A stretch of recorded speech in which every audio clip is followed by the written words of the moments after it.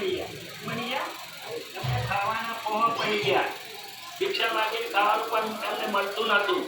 એનું કારણ હતું જ્યારે ગુરુકુળમાં જ્યારે ભણવા જતા સુદામા અને કૃષ્ણ ભગવાન બંને મિત્રો હતા એટલે ગુરુની સેવા કરે ત્યાં આગળ ભણે, બધું કામ ત્યાં કરે.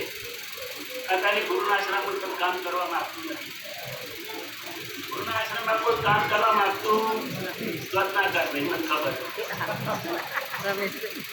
એ ગુરુના આશ્રમમાં બે સેવા કરે, પાણી લાવે, લાકડા લાવે, બધું લાવે. ગુરુ માટે બધું કરે, આશ્રમ બધું ચાલે એવી રીતે. ગુરુજી આજ્ઞા કરી કે બેટા લાકડાઓ નથી, લાકડા લઈ આવો.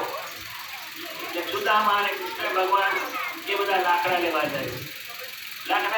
જંગલમાં લાકડા તોડે. યાદ રાખજો, આવો ગરમી બહુ પડે અને ચોમાસું આવવાની તૈયારી, અત્યારે પણ ચોમાસું આવવાની તૈયારી જ છે. અને વરસાદ એટલો બધો પુષ્કળ વરસાદ પડ્યો એટલે છાતિયામાં અને ગરામાં પાણી થઈ ગયા. એટલે બે ઝાડ ઉપર ચડી ગયા સુદામા અને કૃષ્ણમાં. ઝાડા ચડી ગયા એટલે અડધો કલાક છે એટલે બરોબર ઠંડી લાગી. વરસાદ ભરપૂર પડે એટલે ઠંડી લાગવા માંડી, શરીર ભૂજાવા કંપવા લાગ્યું. એટલે સુદામાને ગુરુજી એમ આપેલું કે ચણા આપેલા, ચણા કે ભૂખ લાગેલું ચણા ખાજો, ચણા ખાજો.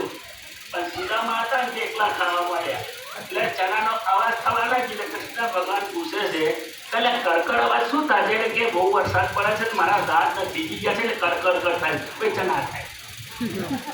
કૃષ્ણ ભગવાન એમની મનની વાત સમજી ગયા કે આ જૂઠ બોલે છે, આ છે ચણા અને બોલે છે જૂઠ. જા તું દરિદ્ર થઈ ગઈ. તે દિવસ એ દરિદ્ર ગરીબ થઈ ગયું. પણ જ્યારે સુદામાના ઘેરથી, યાદ રાખજો, સુદામાપુરીની અંદર એમના ધર્મ પત્નીથી આ દુઃખ ના સહન થયું એટલે સુદામાને હરેક તરીકે જાઓ તમે કૃષ્ણ ભગવાન પાસે વૈકુંઠધામમાં જાઓ અને તેમના ત્યાં ન જાઓ ત્યાં સુધી આપણું આ દરિદ્રપણું મચેવું છે. આ દરિદ્રપણું ત્યાં સુધી ના જાય ત્યાં આપણે ત્યાં નહીં જઈએ ત્યાં સુધી આપણું દરિદ્રપણું મળશે. પણ જો ગુરુના દરબારમાં ના હોય ત્યાં સુધી તમારું કાર્ય ના થાય. યાદ રાખજો.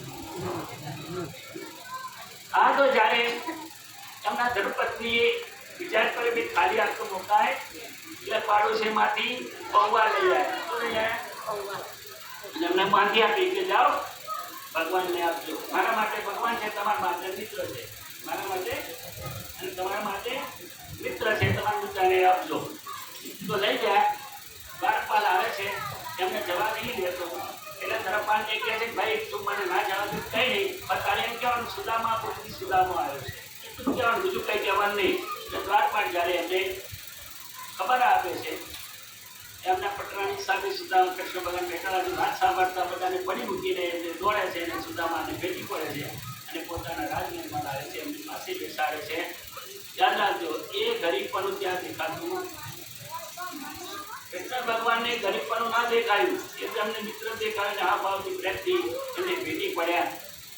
ભેટી પડ્યા પછી વાત કરી એટલે કઈ મોકલાયું છે તો આપે નહીં, તોય પણ આપે નહીં. એટલે કઈ મોકલ્યું છે તો પાછળ આપે નહીં. ત્યારે સારો ગરીબ ગલદી ચોર છે, આની વર્તી જાય નહીં. પણ જબરદસ્તી એમને જૂટી લીધી. જ્યારે એક ફાંકો માર્યો, બે ફાંકા માર્યા, બીજા ફાંકા તમને ત્યાં વૈભવ બની ગયું. ઘરે વૈભવ બની ગયું. કમ માગવા ના જવું પડે. યાદ રાખજો, ભક્તિ પરમાત્માની સાચી, એમના ધનપતિની ભક્તિ સાચી હતી. યાદ રાખજો, સાચી એમની ભક્તિ હતી. એટલા માટે જ્યારે આ સુદામા કે હું જઉં કે જા, સુદામા કે જો આને મોકલ્યો અને ઉપરથી પવા કે મને તો કંઈ આપ્યું જ નહીં, મને કંઈ આપ્યું જાઉં કે જા.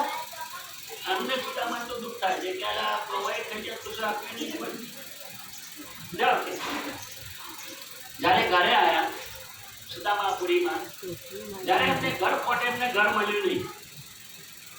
ઘર મળ્યું નહીં એટલે બે ચક્કર લાગ્યા. જો એમના ધર્મપત્ની કોળા ઉપર હિંચકા ખાય. એમના ભટ્ટની આમ જોવે છે રોડ ઉપર કે આવો આવો, અરે કે જો મારું ઘર ખાવું છું, તમારા ઘરે ક્યાં આવું? અરે કે તમારું જ ઘર છે. જ્યારે એમના ધર્મપત્ની લઈ આવે છે, જોવે છે કોણ છે કે આ તો થઈ પૌવાની નહીં, ગુરુને જેટલું જેટલું અર્પણ પરમાત્માને જેટલું અર્પણ કરીએ એનાથી 10 ગણું આપણને આપે છે. કેટલું આપે છે? આપણે ગુરુને જેટલું અર્પણ કરીએ છીએ, પરમાત્માને જેટલું અર્પણ કરીને આપીએ છીએ એટલું આપણને 10 ગણું અર્પણ. તમને મને લાગતું છે ગુરુ ખોટું બોલે છે, સાચું નહીં બોલતા સાહેબ. ગપ્પા મારે, ગપ્પા નથી મારતો.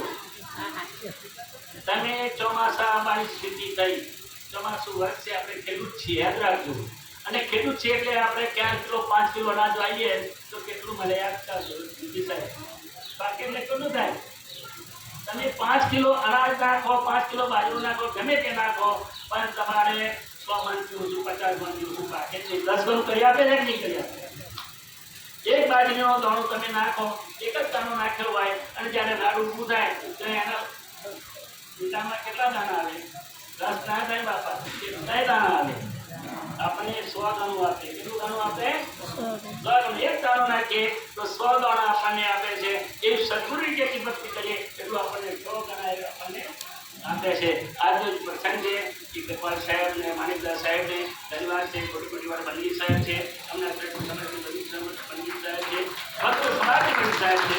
નમઃ સમી દેવાય, નમઃ મંત્ર રૂપિણે, નમઃ સત્સ્વરૂપાય કબીરાય, નમઃ બોલે તો કબીર સાહેબની જય.